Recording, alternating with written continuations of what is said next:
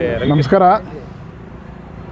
ಈಗ ಮುಂದೆ ಶಿಗ್ಗಾವಿಯಲ್ಲಿ ನಡೆಯುವ ವಿಧಾನಸಭೆಯ ಉಪಚುನಾವಣೆಯಲ್ಲಿ ನಮ್ಮ ಕರ್ನಾಟಕ ರಾಷ್ಟ್ರ ಸಮಿತಿ ಪಕ್ಷದ ಅಧ್ಯಕ್ಷರಾದ ರವಿಕೃಷ್ಣ ರೆಡ್ಡಿ ಅವರು ಸ್ಪರ್ಧೆ ಮಾಡಬೇಕು ಅಂತ ನಮ್ಮ KRS ಪಕ್ಷದ ಎಲ್ಲ ಸೈನಿಕರ ಒಂದು ಒತ್ತಾಯವಾಗಿತ್ತು.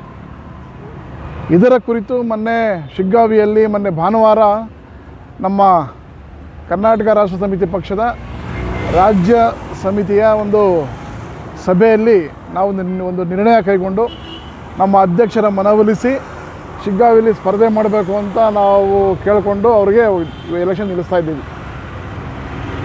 ಈಗ ಕರ್ನಾಟಕದಲ್ಲಿ 2023ರಲ್ಲಿ ನಡೆದ ವಿಧಾನಸಭಾ ಚುನಾವಣೆಯಲ್ಲಿ ನಮ್ಮ ಕರ್ನಾಟಕ ರಾಷ್ಟ್ರ ಸಮಿತಿ ಪಕ್ಷ ಕರ್ನಾಟಕದ ಸುಮಾರು 196 ಕ್ಷೇತ್ರಗಳಲ್ಲಿ ಸ್ಪರ್ಧೆ ಮಾಡಿತ್ತು. ಅದೃಷ್ಟವಶಾತ್ ನಮ್ಮ ಕರ್ನಾಟಕದ ಜನರ ಅದೃಷ್ಟನೋ ಇಲ್ಲ ನಮ್ಮ ಕರ್ನಾಟಕ ರಾಷ್ಟ್ರ ಸಮಿತಿ ಪಕ್ಷದ ಅದೃಷ್ಟನೋ ಗೊತ್ತಿಲ್ಲ, ಈ ಒಂದು ಉಪಚುನಾವಣೆ ಬಂತು. ಈ ಒಂದು ಉಪಚುನಾವಣೆಯಲ್ಲಿ ನಮ್ಮ ಕರ್ನಾಟಕ ರಾಜ್ಯದಲ್ಲಿ ಯಾವ್ಯಾವ ಸಂಘಟನೆಗಳಿದ್ದಾವೆ, ಯಾವ್ಯಾವ ಪ್ರಜ್ಞಾವಂತ ಮತದಾರರಿದ್ದಾರೆ, ಎಲ್ಲರಿಗೂ ಇದೊಂದು ಒಳ್ಳೆಯ ಅವಕಾಶ ಅಂತ ನಾನು ಅನ್ಕೊತೀನಿ. ಯಾಕೆ ಅಂದರೆ ನೀವೆಲ್ಲ ನೋಡಿದ ಹಾಗೆ ಈ ನಮ್ಮ JCB ಪಕ್ಷಗಳು ವಿಧಾನಸಭೆಯಲ್ಲಾಗಲಿ ಲೋಕಸಭೆಯಲ್ಲಾಗಲಿ ಅವರ ಸ್ವಂತ ಒಂದು ಹಿತಾಸಕ್ತಿಗೆ ಕೆಲಸ ಮಾಡ್ತಾರೆ ಹೊರತು ನಮ್ಮ ಪ್ರಜೆಗಳ ಒಂದು ಸೌಕರ್ಯಕ್ಕಾಗಲಿ, ಪ್ರಜೆಗಳ ಅನುಕೂಲಕ್ಕಾಗಲಿ, ಪ್ರಜೆಗಳ ಹಿತಕ್ಕಾಗಲಿ ಕೆಲಸ ಮಾಡೋದಿಲ್ಲ ಇವರು. ಇದನ್ನು ನೀವೆಲ್ಲ ನೋಡ್ಕೊಂಬಂದಿದ್ದೀರಾ. ಹೇಗೆ ಅಂದರೆ ಒಬ್ಬ ಮನುಷ್ಯ ಚುನಾವಣೆಯಲ್ಲಿ ನಿಂತು ಗೆದ್ದ ಅಂದರೆ ಅವನ ಮಕ್ಕಳು, ಮನೆ ಮಕ್ಕಳು, ಅವರ ವಂಶ ಪೂರ್ತಿ ಕೂತು ತಿನ್ನೋಷ್ಟು ಆಸ್ತಿನ ಸಂಪಾದನೆ ಮಾಡೋದನ್ನು ನಾವು ನೋಡ್ತಾ ಬಂದಿದ್ದೀವಿ. ಇದೆಲ್ಲ ಎಲ್ಲಿಂದ ಬರುತ್ತೆ? ಕೇವಲ ಭ್ರಷ್ಟಾಚಾರದಿಂದ ಮಾತ್ರ ಬರುತ್ತೆ. ಅವರ ಸ್ವಂತ ಸಂಬಳದಿಂದ ಏನು ಬರೋದಿಲ್ಲ ಇದು.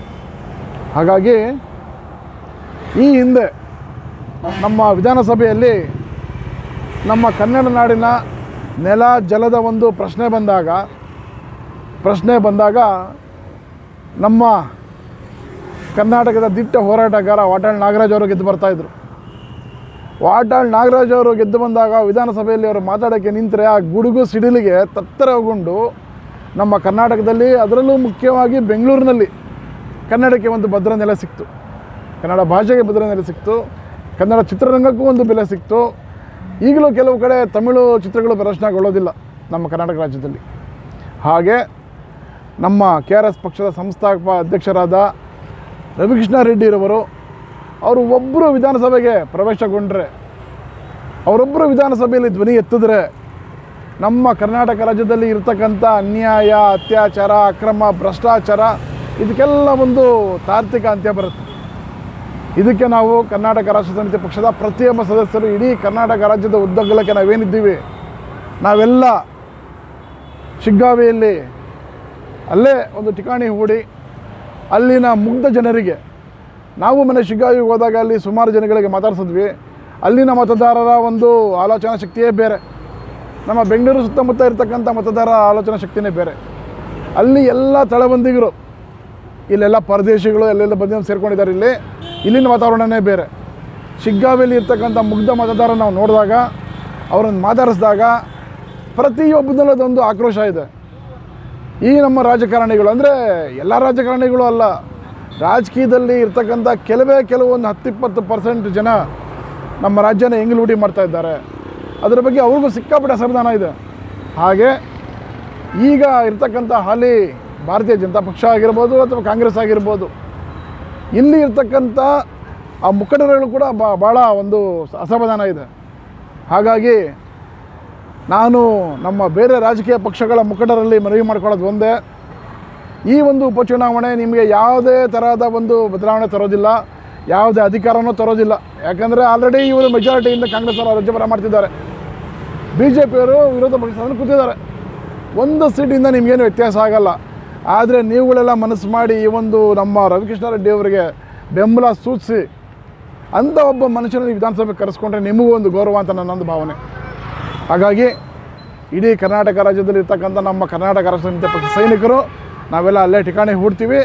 ಅದರ ಜೊತೆಯಲ್ಲಿ ಬೇರೆ ಸಂಘ ಸಂಸ್ಥೆಗಳು, ನಮ್ಮ ನೆಲ ಜಲ ಭಾಷೆ ನುಡಿ ಬಗ್ಗೆ, ಈ ಭ್ರಷ್ಟಾಚಾರದ ಬಗ್ಗೆ ಧ್ವನಿ ಇರ್ತಕ್ಕಂಥ ಸಂಘಟನೆಗಳು, ನಮ್ಮ ದಲಿತ ಸಂಘಟನೆಗಳು, ತಾವುಗಳು ನಮ್ಮ ಕೈ ಜೋಡಿಸಿ ಈ ಒಂದು ಸಮಾಜದಲ್ಲಿ ನಡೀತಾ ಇರತಕ್ಕಂಥ ಅನ್ಯಾಯ, ಅಕ್ರಮ, ಭ್ರಷ್ಟಾಚಾರನ ತಡೆಯೋದಕ್ಕೆ ನಮ್ಮ ಮುಗ್ಧ ಜನರ ತೆರಿಗೆ ಹಣ ಪೋಲಾಗದೇ ಇರೋದಕ್ಕೆ, ನಮ್ಮ ಮುಗ್ಧ ಜನರಿಗೆ ಅವರಿಗೆ ಸಿಗಬೇಕಾದಂಥ ಮೂಲಭೂತ ಸೌಕರ್ಯಗಳು ಸರಿಯಾಗಿ ಸಿಕ್ಕೋದಕ್ಕೆ ಇದೊಂದು ಅವಕಾಶ ಅಂತ ನನ್ನ ಒಂದು ಭಾವನೆ.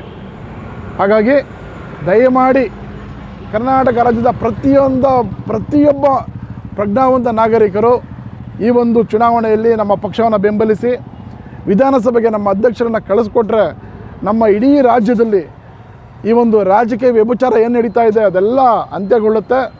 ನಮ್ಮ ಜನರಿಗೆ ಏನು ಸಿಗಬೇಕೋ ಅದು ಅರ್ಥಪೂರ್ಣವಾಗಿ ಸಿಗುತ್ತೆ ಅಂತ ನನ್ನ ಒಂದು ಭಾವನೆ ಸರ್.